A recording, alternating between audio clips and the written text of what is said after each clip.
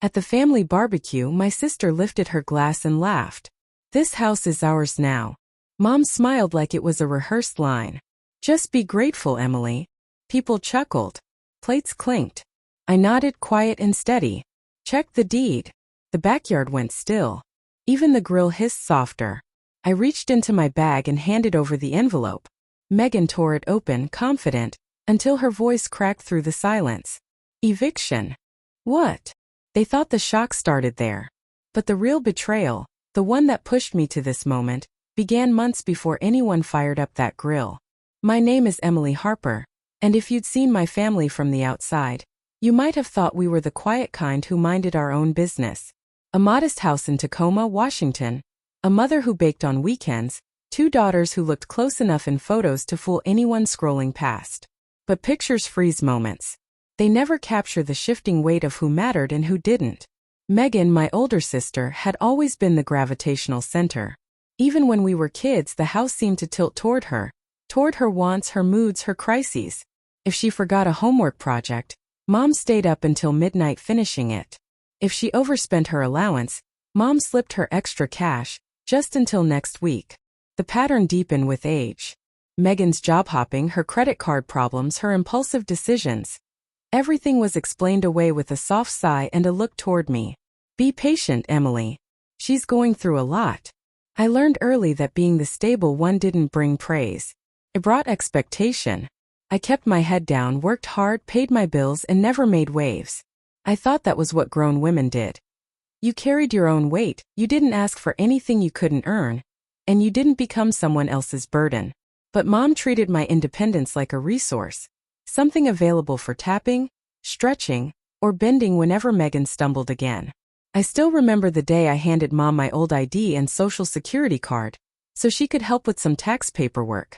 I trusted her the way any daughter would, blindly, instinctively. I didn't know I'd just given away the keys to my future. Back then, I was living in a small apartment near downtown Seattle, saving up for a house of my own. Every morning smelled like cheap coffee and warm sunlight leaking through thin curtains. I worked long hours as a software engineer, juggling deadlines, bugs, and meetings. I was proud of my life, quiet, stable, built from scratch. Mom came by occasionally, usually to update me on Megan's latest emergency or to ask if I could help out just a little, until things got better. I rarely said no. Boundaries weren't something I'd ever learned to set. Still, the distance was growing, not physical distance, we all lived in the same area, but emotional space. When we met for Sunday lunches, I noticed how Megan's eyes scanned my clothes, my car keys, my work bag, as if tallying what I had that she deserved more. Mom noticed too, but instead of stopping it, she leaned in. "Emily, you have so much going for you. Don't be selfish." Selfish. That word sat on me like a stone. I didn't argue. I rarely did. Silence was easier, smoother, less likely to ignite Megan's temper or Mom's guilt-tripping. But silence has a cost, and mine was collecting interest. I thought the roots of our family tension were manageable. Annoying, hurtful sometimes, but manageable. I had no idea how deep they went or how far they would spread. Not until the day everything broke open. I first realized something was wrong on a Wednesday morning. The kind where nothing feels dramatic at all. I'd taken a late start at work, made oatmeal, opened my laptop, and logged into my lender's portal, expecting a simple pre-approval. My credit was strong, my savings solid, and I'd spent years preparing for this step. Buying a home wasn't just a milestone. It was proof that I'd built a life no one could take credit for but me. So when the screen flashed "application denied," my brain rejected it before my eyes could process it. I reread it then again. I checked the details line by line until the words sharpened into something cold. Existing mortgage obligation under applicant's name. A mortgage I didn't have, one I'd never even applied for. I called the lender immediately, pacing the length of my apartment while a representative pulled up my file. Her voice shifted, polite but cautious. "There is an existing mortgage linked to your identity," she said. "Signed 16 months ago." My stomach dropped. "Signed by whom?" I asked. "By you, ma'am."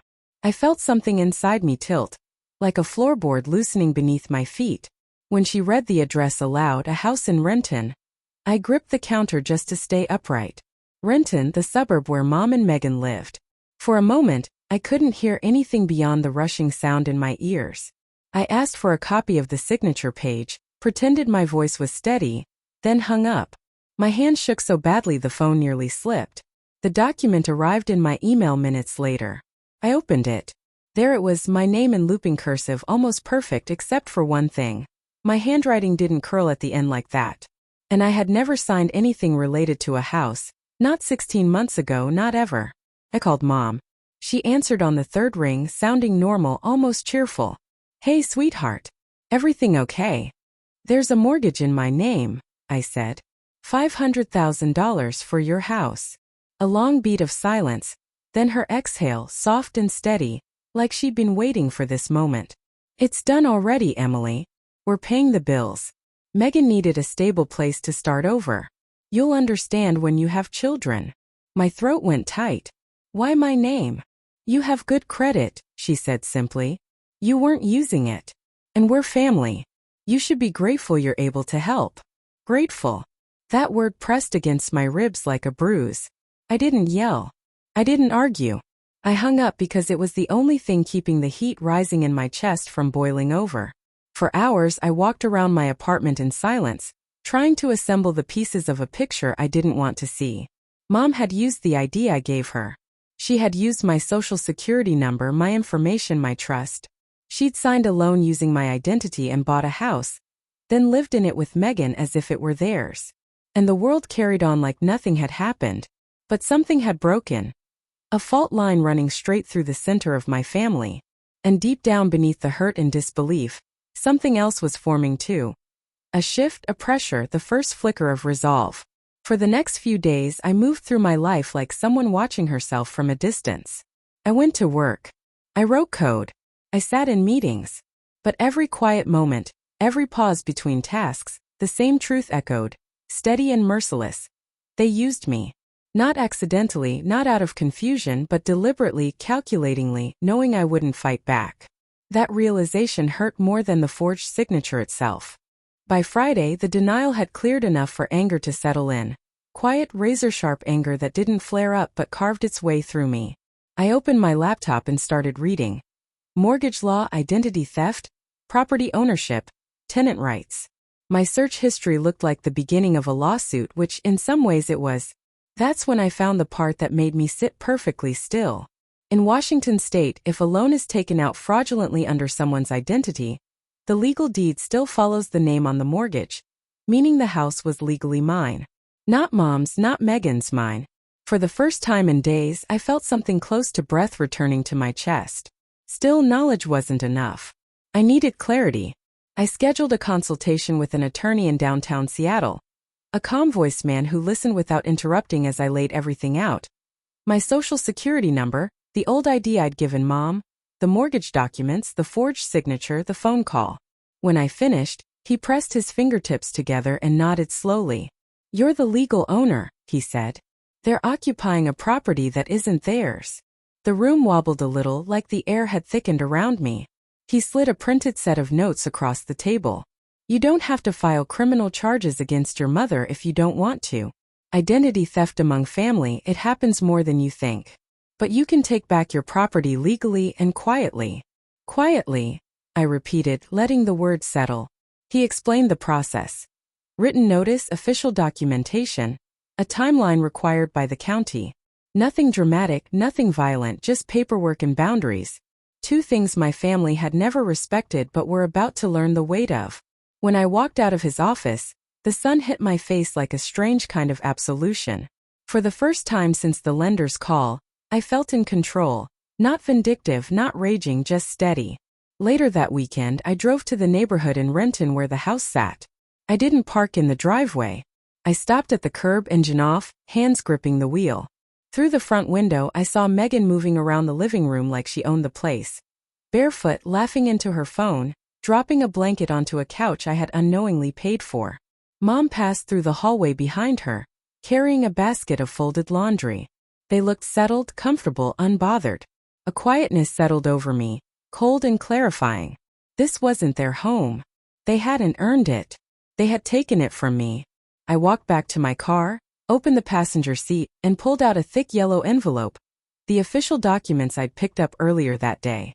I ran my finger along the edge, feeling the slight ridge of paper inside. This wasn't revenge, not in the way people imagined it. It was simply the truth returning to its rightful place. And soon they would have to face it. I didn't show up to the family barbecue to make a scene. I came because silence had served as a shield for too long, and stepping into that backyard meant putting an end to the version of me they built. Someone compliant, bendable, convenient. The July sun hung low when I pulled up to the house, the one bearing a mortgage I never signed, the one they had treated like a reward Megan was somehow entitled to. Cars lined the street. Music drifted across the lawn. Something upbeat, mismatched with the heaviness in my chest. The smell of grilled chicken and charcoal settled into the warm air. Children from our extended family chased each other around the yard. And relatives I hadn't seen in months stood near folding tables stacked with fruit bowls and paper plates. Everything looked festive, easy, effortless, like nothing in my life had been torn apart for this moment to exist. I walked in quietly. No grand entrance, no announcement. I simply followed the stone path to the backyard where the noise swelled into laughter and clinking glasses. Mom saw me first. She brightened, waving her hand with the kind of enthusiasm reserved for guests, not daughters. "There she is," she called out. "Come join us, sweetheart." Sweetheart. The word scraped against my ribs. Megan stood near the patio, leaning into her boyfriend's side, wearing a sundress printed with blue flowers. She looked like she belonged in a lifestyle magazine, the kind that emphasized effortless living. She held a drink in her hand and tapped her nails against the glass as she laughed with a circle of relatives. When she spotted me, her smile widened, but not with warmth. More like amusement. "You made it," she said, raising her cup. "Thought you'd be too busy being well responsible." A few people chuckled. I offered a polite nod, ignoring the familiar rush of heat under my skin. Mom looped an arm through mine, steering me toward a long wooden table near the grill. "Grab a plate," she urged. "There's plenty of food."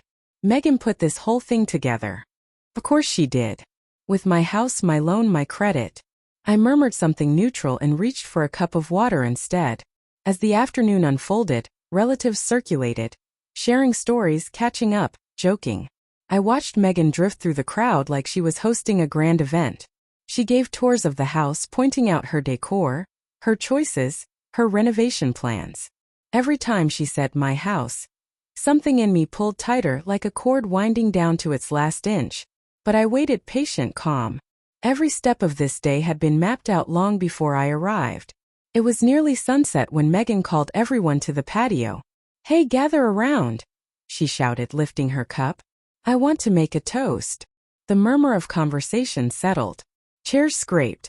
People formed a loose semicircle around her.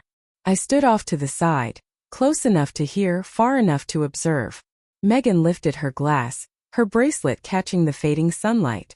"I just want to say how grateful I am," she began, smiling broadly. "This house has changed everything for me. For us." Her boyfriend squeezed her shoulder. Mom beamed proudly from beside the grill. "And honestly," Megan continued, laughter bubbling up as she glanced at me, "it feels amazing to finally have a place that's ours. This house is ours now." Several relatives clapped. My grip tightened around the envelope inside my bag. Then Mom added with a soft, dismissive smile that slipped like oil across the moment, "Just be grateful, Emily." Not angry. Not mocking.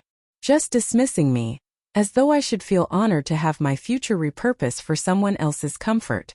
The crowd watched me now, waiting, expecting the quiet girl who always took the hit, the one who swallowed discomfort for the sake of harmony. I didn't raise my voice. I didn't match their theatrics. I simply nodded. The motion was small, almost imperceptible, but inside everything aligned with a cold, final click. "Check the deed," I said. It wasn't loud. Didn't need to be. The backyard froze. Laughter died mid-breath. Someone lowered a fork full of potato salad without realizing it. Even the kids paused at the edges of the lawn, sensing the shift. Mom blinked slowly. "What did you just say?" I set my drink down and slid the yellow envelope from my bag. The paper made a faint crinkle, more powerful than any shout could have been. Megan laughed again, but this time it wavered. "What's that supposed to mean?" I stepped forward and placed the envelope on the table. If this house is ours, I said, then we shouldn't have any problem looking at the deed. Her smile faltered. Mom reached for the envelope first, fingers trembling before she caught herself. Emily, this isn't the place. Megan snatched it instead. Fine, she snapped, ripping the seal with a flourish. Let's clear up your confusion. She pulled out the documents, pages of legal text, signatures, and the official 30-day notice to vacate I had filed earlier that week. Her eyes moved quickly, then slowed, then widened. What? What is this? Her voice cracked. I remained still, feeling the weight of silence thicken around us. Relatives leaned in. Whispers rippled. Megan's boyfriend shifted uncomfortably beside her. Mom stepped closer, peering over Megan's shoulder, her face drained of color. Eviction, Megan whispered, as if saying the word would soften it, but when she found the line stating their timeline to vacate, her voice pitched into a high panicked scream. Eviction? What? The scream shattered whatever illusion of unity the barbecue had been trying to project. Several guests stepped back. A few others exchanged uneasy glances. Mom grabbed the papers from Megan's hands, scanning them as if searching for a loophole that didn't exist. You can't do this, she whispered, shaking her head. Emily, you can't. We're family. Family. The word came out as an accusation, not a bond. You used my identity, I said quietly. You signed my name. You bought this house with a loan tied to my future. And neither of you told me. Megan's breath came in sharp bursts. We were paying the bills, she insisted, voice breaking. Everyone helps family. She couldn't finish. This isn't help, I replied. This is fraud. And the only reason I'm not pressing charges is because I decided to end this quietly, legally, fairly. Mom clutched the notice, her voice trembling. Where are we supposed to go? I met her eyes I had searched for understanding so many times. The same place I went when I needed stability, I said. Somewhere you create for yourselves. A distant dog barked. A guest cleared their throat. The grill hissed its final flare before dying down. Megan sank into a chair, shaking. Her boyfriend tried to comfort her, but she pushed him away, still flipping through pages as if willing them to change. Mom looked at me, her face caught between disbelief and grief. You blindsided us. You blindsided me 16 months ago, I said. I'm just returning the truth to its rightful place. The sun dipped fully behind the fence, throwing the yard into a dusky glow. Relatives drifted away, murmuring excuses, unsure which side to stand on. I didn't stay longer than I needed to. I didn't savor the moment or search for apology. I turned, walked down the stone path, and stepped back into the cool evening air beyond the yard. Behind me voices rose, panic, anger, denial. But none of it reached me the way it used to. Justice wasn't loud. It was steady, and I had finally learned how to hold it. The days after the barbecue felt strangely quiet, as if the world had shifted a few inches and I was still learning the new balance. I didn't check in on Mom or Megan. I didn't track the timeline. The process was already in motion, official, documented, and no longer mine to emotionally carry. All I could do was let the consequences unfold the way they were meant to. Within a week, I received confirmation that the notice had been acknowledged. 2 weeks later, I drove past the house on my way to pick up groceries. Their cars were still there, the curtains drawn tight. But the place looked different, shrunk somehow. Less like a home and more like a reminder of everything I had allowed for too long. I didn't slow down. By the 3rd week, the house was empty. The driveway clean, the windows bare. A real estate sign stood in the yard, bright white against the grass. I parked for the first time since everything broke open and walked toward the porch. No memories here were truly mine, but for the first time the space felt honest. No secrets, no manipulation, no entitlement lingering in the air. Selling it was easier than I expected. The funds cleared quickly. I paid off the mortgage, closed the account, and used the remainder as the down payment for a small condo in Bellevue. It wasn't grand or flashy, but it was mine, earned, not stolen. On my first night there, I stood by the window with a cup of tea, watching the lights of the city flicker against the glass. For the first time in months, my shoulders dropped, my breath deepened, and the quiet didn't feel like fear. Felt like freedom. In the weeks that followed, I didn't hear from Mom or Megan. Maybe they were angry, maybe ashamed, maybe still insisting they were the victims. But their silence didn't sting the way it once did. I had reclaimed something larger than a house. I had reclaimed myself. And if you've ever had to pull yourself out of a family's shadow, you know that kind of victory is quiet, but life-changing. If this story resonates with you, share your experience below and don't forget to subscribe for more true family stories.